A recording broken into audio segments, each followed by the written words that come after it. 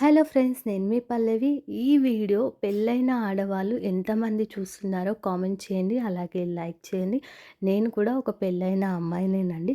So, ఆడపిల్లకి చెప్పుకోవడానికి 2 ఇల్లు ఉన్నా ఏ ఇంటికి సొంతం కాని ఒక అనాథ అయిపోతుందనమాట. ఎందుకంటే పుట్టి పెరిగిన తర్వాత పెళ్లి చేసి అత్తవారింటికి పంపించేస్తారు. అత్తవారింటి నుంచి మనం పుట్టింటికి వెళ్ళాలంటే ఏదో చుట్టపు చూపులా చూసి అలా వెళ్ళి వచ్చేస్తూ ఉంటాము కదా. సో, పెళ్లి చేసుకొని అత్తవారింటికొచ్చిన తర్వాత కూడా అది మన ఇల్లు అవుతుందా అంటే అది కూడా కాదండి. ఎందుకంటే అత్తవారింటికొచ్చిన తర్వాత ఇక్కడ పద్ధతులు వేరేగా ఉంటాయి.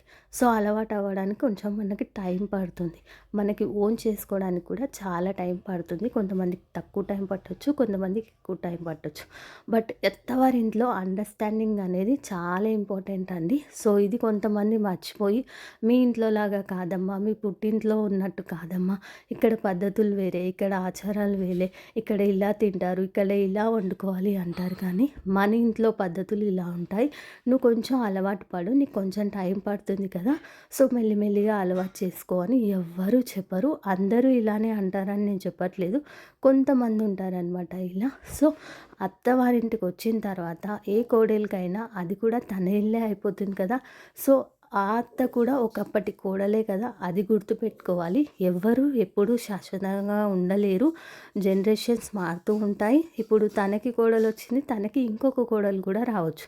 సో, ఇది గుర్తుపెట్టుకుంటే లైఫ్ హ్యాపీగా లీడ్ అవుతుందనమాట.